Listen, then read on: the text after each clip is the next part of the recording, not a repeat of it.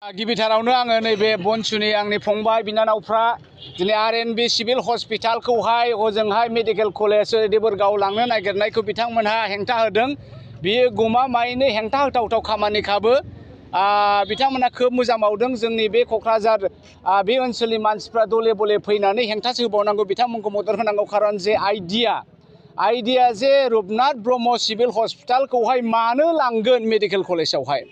Medical कलेजा medical कलेजखा आरो civil हस्पिटाला गोदो गोदायनिफ्रायनो बे मोनसे सिभिल हस्पिटालखा। आं मोनसे जिनिसखौहाय सानबाय थादों, बे जाहैबाय थांनाय बाराव जोङो जेब्लानाखि रुपनाथ ब्रह्मनि जन्मदिनथ' फालिबोलै बिसारिसिल तिथे रुपनाथ ब्रह्म स्टेचु आम्ही बिसारी गायब कट गायब बिसारी फाले जे प्रगति भवन नतुन बिल्डिं बनाय आसे इयात बिथर एखेबारे किबा लेथारा फेथारा बस्था दिया बस्थाजों खाफबनानैसो दोनबाय। दा प्रमद बर'नि आखला मा आखल फालाय? प्रमद बर'आ गावल' गेदेर मानसि। रुपनाथ ब्रह्मआ जाहैबाय बै समनि गपिनाथ बरदलैमोनजों समब्रा समब्रि भारत उदांस्रि जुद्ध खालामग्रा कवि गुरु writer everything he was a multipurpose man. आरो बिथाङा बे औवाबारि क'क्राझारनि औवाबारि बासबारियाव जोनोम मोननाय मानसि। दा बिथांखौ सनमान होनानै बिथांखौ रेसपेक्ट खालामनानै बिथाङा बै समनि एखेबारे गिदिरथार मन्त्रि प्रथम बर'नि मन्त्रि कंग्रेसनि मन्त्रिमोन। आं बुजिनो हायाखिसै प्रमद बर'नि आखला मा बेलाय। एफा गिदिर बर'जों सनमान होजानाय रुपनाथ ब्रह्म बिथांनि नामाकरणाव दिनै RNB सिभिल हस्पिटाल लुदों। मानो बोखारखो? बिथांमोना स्टेचुखौबो UPPL गभर्नमेन्टआ बे स्टेचुखौबो बोखारबाय आरो बिनि उनाव दिनै सिभिल हस्पिटाल रुपनाथ ब्रह्मनि नामाकरणाव जे हस्पिटाला दंमोन बेखौबो बिथांमोना बोखारना बहाबा लांसिनो। मा इसिबां अननाय फालाय? सासे गेदेर मानसिखौ जोङो सनमान होनांगोन, सिबिनो रोंनांगोन, बिबार बावनो रोंनांगोन।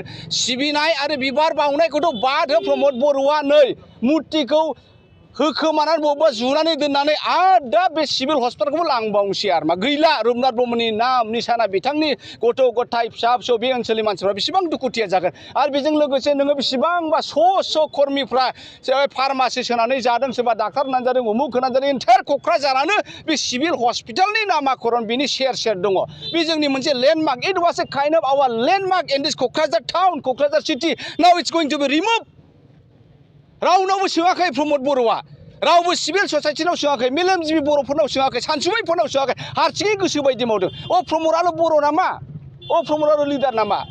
बिनि हुदाया बिराद गाज्रिखा। लासिं सिं रोङा गारानो बिबो पास जायाखैनो माथो मिथिनाय मथे। पिएल' पासनो बोरैबा खेरेखमबा पिउ पास करिसेबलाय प्रमद बर' डाङरियाय बिलाय। गावनो डाक्टार, गावनो इन्जिनियार, गावनो IAS अफिसार, एभ्रिथिं प्रमद बर' इज एभ्रिथिं। सोरबा गेदेर मानसिखौ एडभाइस लानो थिनबा बे लाया, गावनो गोरोंजोबखानो। रावनो बे एडभाइस लाया। बेबायदि बिटिसि सालाय दिनै मानो बोखारनांगौ सिभिल हस्पिटालखौहाय? बे पारमानेन्ट जेराव दङ बाहायनो थानांगौ, बे लरेट सरेट खालामनो मोना। मेडिकेल कलेज थाबाय थादों, साथ्रफोर लाबो। फैसा गैया नामा BJP गभर्नमेन्टआ? हिमन्तनिसो फैसा नाय। मेडिकेल कलेज खुलिबोले फैसा नाय, मेडिकेल कलेज चलाबोले BJP गभर्नमेन्ट फैसा नाय। এই গতিকে এই যে সিভিল হসপিটাল, এই সিভিল হসপিটাল দিয়ে ফান্ড দিয়ে কিবা চলি থাকিব আর কি। এইটোৱেই থৰ মেনেজমেণ্ট। ডাঙৰ কথা ক'ব পাৰে, অমুক বনাব থুমুক বনাব। ইমান মানুহবিলাক বিৰোধী কৰিছে। তেখেতৰ ডিমাণ্ড নহয় নাকি? আমিও এই অসমৰে ৰাইজ অসমৰে বাসী, বড়োলেণ্ড বাসী, BTC বাসী, আমাকো চাব লাগিব। दा आं खोब दुखु मोनदों आरो बे आइडियाया एखे हामजाथाराखै। जोंनि बर' रायजो राजाफ्रा ओंखारनांगौ। बेयो दिनै मा रुपनाथ ब्रह्मनि स्टेचुखौ बोखारबाय, RNB सिभिल हस्पिटालखौ बोखारबाय, आरो जोबनायाव बै गुवाहाटीनि माबाखौबो बे ISBTखौबो बे बोखारसिगोन, सोलायनो हागौ। जोबनायाव बे बड'फा उपेन्द्रनाथ ब्रह्मनि मुर्तिखौ बोख्लायनानै प्रमद बर'नि मुर्तिखौ होगोन बे गाव थैनायनि सिगांनो। साइसआथ' बेबायदिनो। दा बे हामा जादों आरो मा, खोब दुखु मोनदों। बेखायनो जोङो बयबो बर' रायजो राजाफ्रा दले बले बेबायदि आइडियाखौ बोखारनांगौ। BJPनानो बिदिनो, BJPनानो गासिबो उल्टा। बे उल्टानि टिका, उल्टा खालाम मोनबानो पलिटिक्स, उल्टा करिबा फाले टिकेट पाबे এইটো राजनीति।